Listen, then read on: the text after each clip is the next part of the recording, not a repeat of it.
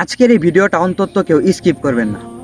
আপনি যদি একজন খাঁটি মুসলমান এবং ইমানদার মুসলমান হয়ে থাকেন তাহলে অবশ্যই এই ভিডিওটা আপনার জন্য দেখা ইমানি দায়িত্ব এবং বাধ্যতামূলক। আগে এই ভিডিওর ক্লিপটা দেখুন। আল্লামা গিয়াসউদ্দিন আত্মাকিরি একদিনে সৃষ্টি হয় নাই। আল্লামা গিয়াসউদ্দিন আত্মাকিরি একদিনে হয় নাই, এক সপ্তাহে হয় নাই, এক মাসে হয় নাই, এক বছরে হয় নাই, এক যুগে হয় নাই। আল্লামা গিয়াসউদ্দিন আত্মাকিরি একজন তাকিরিকে বানাইতে আমার রবের ম্যাক্সিমাম 30 বছর সময় লাগছে। কথা কোন ঠিক কিনা? আর দেখছেন এখানে এক ভণ্ড হুজুর, আসলে এরা যে কিভাবে হুজুর হয়েছে বা কোন মাত্রার সাথে পড়ে আলেম হয়েছে এটা আসলে আমার মাথার ধরে না। আর এরা দেখছেন সমাজটাকে কিভাবে ধ্বংস করতেছে। তাহেরিকে বানাতে কিনা আল্লাহ তাআলার বলে 30 বছর সময় লাগছে। এটা কি একজন মুসলমানের মুখ থেকে এমন কথা প্রকাশ পাওয়াটা কি আসলে আপনাদের কাছে কি মনে হয়? আসলে কি কোনো হুজুর না জালেম, এটাই তো আমি বুঝতেছি না। যেখানে আল্লাহ কোন বলে সবকিছু হয়ে যায়, আল্লাহ যদি বলে হও তৎক্ষণাৎ সবকিছু হয়ে যায়। এখানে কিনা তাহেরিকে বানাইতে আল্লাহ তাআলা 30 বছর সময় লাগছে। যেখানে আসমান জমিন সকল কিছু সৃষ্টি করতেই আল্লাহর 30 দিন সময় লাগে নাই, এখানে এক তাহেরি যে কিনা ভণ্ড, বর্তমান সমাজে সবচাইতে ভাইরাল বক্তা এবং বর্তমান সমাজকে নষ্ট করার জন্য যারা উইঠা বইরা লাগছে, এই তাহেরিকে বানাইতে নাকি আল্লাহ তাআলা 30 বছর সময় লাগছে। আসলে আমি বুঝি না এরা কিরকম হুজুর, মানে মাথা কিরকম তার ছিঁড়া থাকলে আমার মনে হয় আর কি পাবনা থেকে আর কেউ ছাইরা দিছে, এখনো হুজুর না। খালি মুখে দাঁড়িয়ে আর পাঞ্জাবি থাকলে কি হুজুর হওয়া যায়? এর কথাটা আপনি দেখছেন, একটা বাচ্চা বলা মানে তো এ সম্পর্কে জানে যে আল্লাহ কি, আর আল্লাহর কি না এখানে তাহেরিকে বানাইতে 30 বছর সময় লাগছে। এখানে তাও দেখেন কিছু মানুষ তার সামনে বৈশাহীরা বলতেছে হ্যাঁ ঠিক ঠিক। আসলে বক্তারা যখন কথা বলে তখন শ্রোতারা সামনে যখন থাকে তখন ভুল বলুক বা সঠিক বলুক, বর্তমান সময়ের এটা যখন একটা মানে চরিত্র হয়ে গেছে মানুষের, তারা ঠিক বলবেই, কারণ এটা তাদের একদম হয়ে গেছে। এ দেখেন এখানে সে বলছে যে মানে তাহেরিকে বানাইতে 30 বছর লাগছে। দেখেন এখানে সকল শ্রোতারাই ঠিক বলছে। এখন চিন্তা করে দেখেন মানুষের ওনাদের কি অধপতন হইতেছে। এটাই আমার মনে হয় কিয়ামতের একটি অনেক বড় একটি আলামত। দেখেন আলেমরাই যদি এখন মানুষকে এভাবে বিভ্রান্তির মধ্যে ফালায় তাহলে সাধারণ মানুষের কি হবে?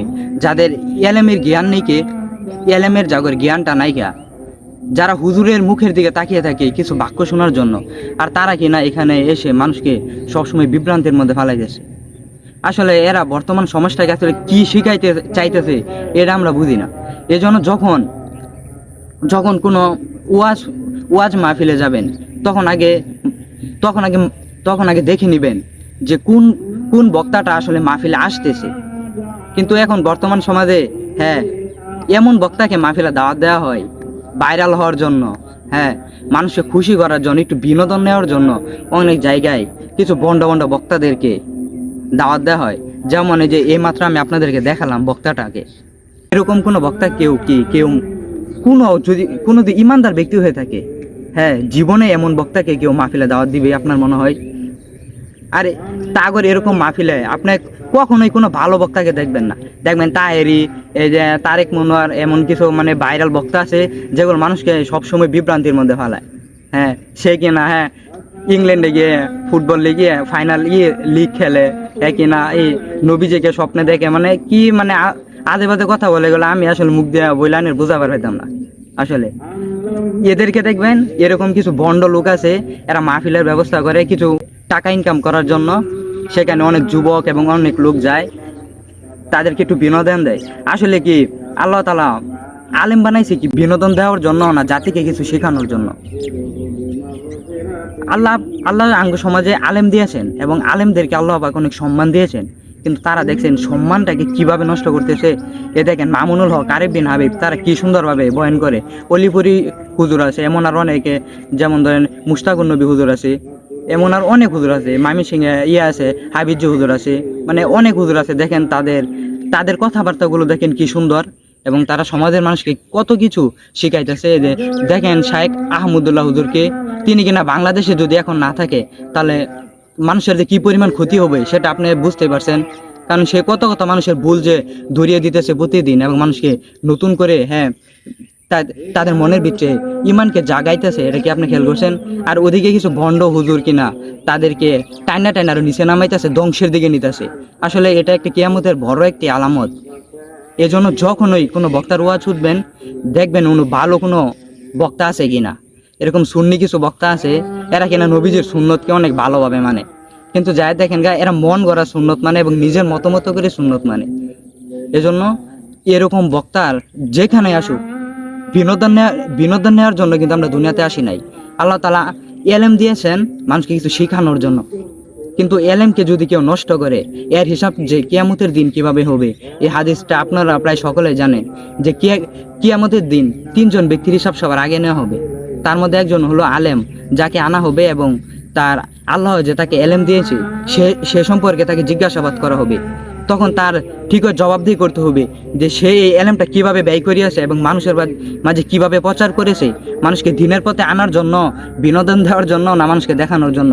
এই হিসাবটা ঠিকই সেদিনকে দেওয়া লাগবে এবং সেদিনকে টেনে হেঁচড়ে তাকে জাহান্নাম নিক্ষেপ করা হবে। এজন্য যখনই কোনো বক্তার ওয়াজ শুনবেন, ভালো বক্তার সামনে যে ওয়াজ শুনবেন, এরকম ভণ্ড হুজুরদেরকে কোনোদিনই এলাকা, আমি সেই সব আলেমকে উদ্দেশ্য করে বলতেছি যে যারা মানুষকে বারবার এরকম বিভ্রান্তির মধ্যে মানে ফেলছে, আসলে উপযুক্ত এলেম শিক্ষা করে তারপরে ওয়াজের মাঠে আসেন, বুঝেছেন? এভাবে মানুষকে অল্প কিছু জেনে লাভ পারলে আসলে বড় আলেম হওয়া যায় না।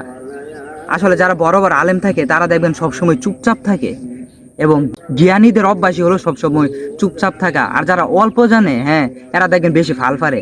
যেমন এই যে এরকম কিছু বক্তা আছে যারা জানে অল্প কিন্তু ফাল ফারে বেশি।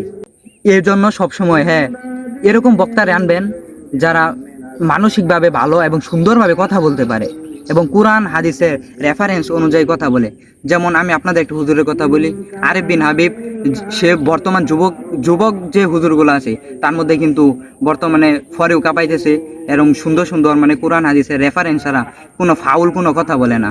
যেখানে বাংলাদেশে কিছু বক্তা আছে কোরআন থেকে একটু কথা বলে, একটু কথা মাত্র কোরআন থেকে বলে, আর সব সে নিজের মাইন্ডের থেকে বানায় মানুষকে এমনভাবে বলা শুরু করে আকর্ষণ করার জন্য।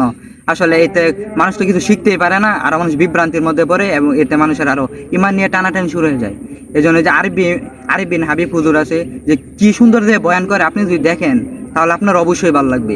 এই জন্য এরকম ভালো ভালো হুজুরদের বয়ান দেখবেন। এই যেরকম ভণ্ড হুজুরদের বয়ান দেখে বর্তমান সমাজের মানুষ বিনোদন নিতে গিয়ে নিজের ইমানটাকেও সেখানে বিক্রি করে দিয়ে আসে। যেমন তাহেরির সামনে কেউ গেলে সে তো কিছু শিখতে পারে না, তার ইমানটা সেখানে দিয়ে আসতে হয়।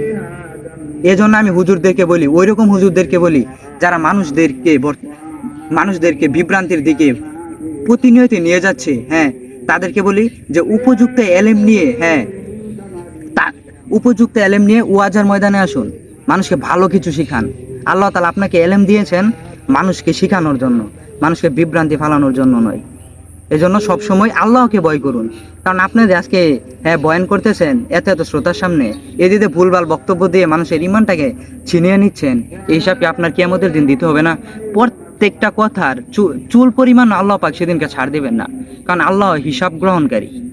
আল্লাহ নিজে কোরআনুল কারিমে বলেন সেদিন তাদেরকে এক চুল পরিমাণও ছাড় দেওয়া হবে না। বিশেষ করে দেখেন আপনাদেরকে বেশি ধরা হবে, কারণ যারা এলেম শিখে এলেমকে ভালো কাজে ব্যয় না করে খারাপ কাজে ব্যয় করতেছে তাদের হিসাবটা বেশি হবে। কেন জানেন? কারণ আল্লাহ সেদিনকে বলবে তোকে আমি এলেম দিয়েছিলাম, তুই এলেমটা কি করলি? এখন যদি এই যে এরকম হুজুরের মতো এলেম শিখে মানুষকে বিভ্রান্তির মধ্যে ফালায়, মানুষকে কাফের মুশরিক পর্যন্ত বানিয়ে ফেলে, শিরকের দিকে ডেকে নেয়, সেখানে কথাটা কি বলছে মানে আপনারা একটু খেয়াল তো করেছেন কি? মানে কোনো একজন ইসলামের মানুষের দিকে তো এটা শুবে না, কোনো মূর্খ মানুষও তো এমন কথা বলতে পারে না। যে পাগল সেও কিন্তু এমন কথা বলবে না যে একজন মানুষকে বানাইতে যে আল্লাহর 30 দিন সময় লাগে। আসলে এদের কি পরিমাণ পাগলা আপনারা ভিডিওটা দেখলেই বুঝতে পারবেন। আমার তো নিজে বুঝতেছি না, এরা যদি আমি সামনে পাইতাম আসলে এর কি করতাম। এজন্য এরকম বক্তাদের থেকে সবসময় দূরে থাকবেন এবং কিভাবে এদেরকে আসলে উপযুক্ত শাস্তির আওতায় নেওয়া যায়, এদেরকে উচিত শিক্ষা দেওয়া যায়, যদি বর্তমানে বাংলাদেশে এরকম কোনো ব্যবস্থা থাকতো তাহলে সবচাইতে বেশি ভালো হতো। কেননা আমরা যেখানে 95% মুসলমান, সেখানে আলেমরাই যেখানে মানুষকে বিভ্রান্তির মধ্যে ফালায়, আসলে এদের বিরুদ্ধে কিছু অ্যাকশন নিলে আসলে অনেক ভালো হতো সমাজের মানুষের জন্য এবং দেশ ও জাতির জন্য। এজন্য সবসময় ভালো ভালো বক্তাদের বয়ান শুনবেন। হ্যাঁ, এরকম এরকম বন্ড বক্তা থেকে সবসময় দূরে থাকবেন। এরা এরা এরা যেই মাহফিলে আসবে, হ্যাঁ, সেই মাহফিলের আশেপাশে যাবেন না, কারণ এদেরকে কোনো ভালো মানুষ এদেরকে দাওয়াত দেয় না। দেখবেন যেখানে মামুনুল হকের মতো, হ্যাঁ, দেখবেন হুজুর যায়, এরকম অলিপুরে হুজুর আসে, এরা দেখবেন ভালো জায়গা ছাড়া কোনো জায়গায় এদেরকে দাওয়াতও দেয় না, কারণ তাদেরকে সবসময় ভালো মানুষই তাদেরকে দাওয়াত দিয়ে থাকে। হ্যাঁ, আর যে কিছু বন্ড লোক আছে, এরা শুধু বন্ডদেরকেই দাওয়াত দেয়। আসলে এরা যে সুন্নি কিছু আলেম আছে দেখবেন, এরাই আসলে এগুলো কাম করে। এজন্য সবসময় ভালো বক্তার বয়ান শুনবেন। হ্যাঁ, এরকম বক্তা থেকে দূরে থাকবেন। আল্লাহ পাক আমাদের সকলকেই, হ্যাঁ, সকল হুজুরকেই নিজের এলেমটা ভালো কাজে ব্যবহার করার তৌফিক দান করুক, এবং জাতিকে, হ্যাঁ, জাহান্নাম থেকে বাঁচিয়ে জান্নাতে নেওয়ার রাস্তা বের করে দেখ। আল্লাহ পাক আমাদের সকলকেই তৌফিক দান করুন। আর যদি আমার ভিডিওটি ভালো লাগে অবশ্যই আমার চ্যানেলটি সাবস্ক্রাইব করে আমার পাশে থাকবেন। আর যদি আমার এই ভিডিওটা কেউ আমার ফেসবুক পেজ থেকে দেখেন তাহলে আমার পেজটি ফলো করে দিবেন। আর এরকম আরও সুন্দর সুন্দর ভিডিও পেতে অবশ্যই আমার পাশে থাকবেন। আসসালামু আলাইকুম ওয়া রাহমাতুল্লাহি ওয়া বারাকাতুহু।